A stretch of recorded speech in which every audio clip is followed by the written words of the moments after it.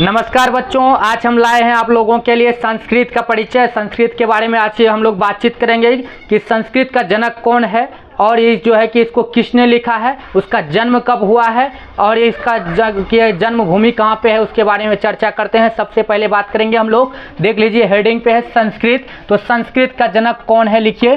पहला क्वेश्चन है कि संस्कृत का जनक कौन है, यानी संस्कृत का पिता कौन है। पिता बोलिए, जनक बोलिए, एक ही बात होता है।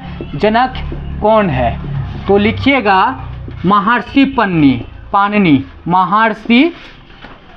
महर्षि पाणिनि नाम है। महर्षि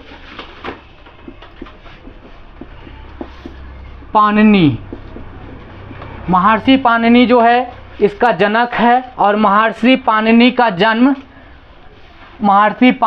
जन्म जो है कि कहाँ पे हुआ था, तो इसका जन्म जो है कि काबुल नदी और एक सिंधु नदी है, दोनों का संगम होता है एक जगह। उस जगह से दूरी पर एक है सालातूर, ये जो है कि एक जगह का नाम है, जहाँ पे गांव का नाम है, उस गांव में उसका जन्म हुआ था।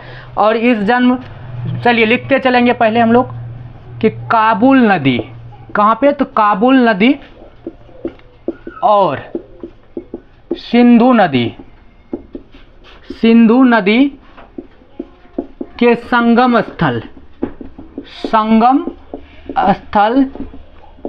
के कुछ दूर पर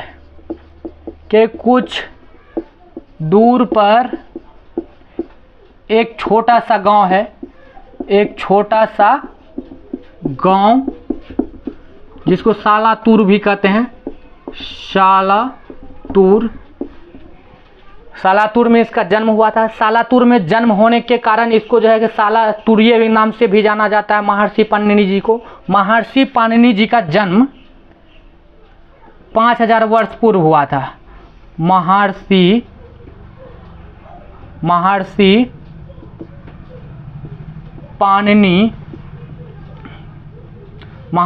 पाणिनि जी का जन्म आज से लगभग 5000 वर्ष पूर्व हुआ था। कब हुआ था? 5000 वर्ष पूर्व हुआ था।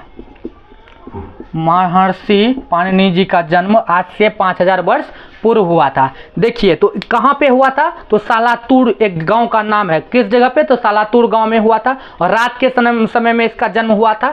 सालातूर जो है कि देखिए अभी वर्तमान में सालातूर कहाँ पे है, तो पाकिस्तान में है। वर्तमान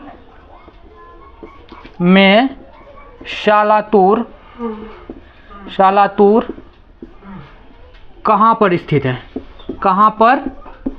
है, तो वर्तमान में पाकिस्तान में है। कहाँ पे है? पाकिस्तान में। सालातूर में इनका जन्म होने के कारण सालातूर्य भी इसको कहते हैं।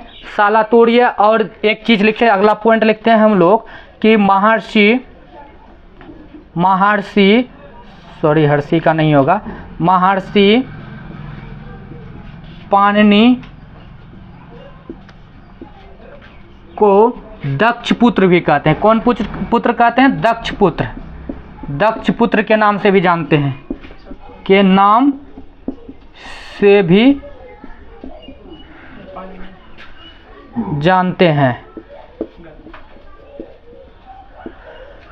चलिए एक बार हम लोग बात कर लेते हैं कि संस्कृत का जनक कौन है। तो महर्षि पाणिनि है।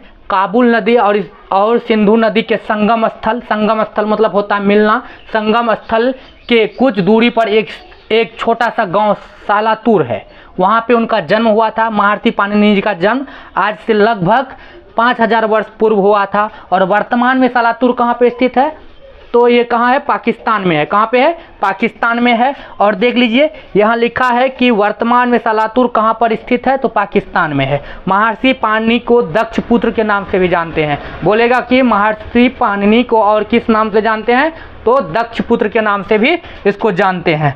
चलिए अब हम लोग जो है कि आगे की चलिए देखते हैं हम लोग संस्कृत में, जैसे कि हिंदी में काल पढ़ते हैं उसी तरह से इसमें जो है कि लकार पढ़ेंगे।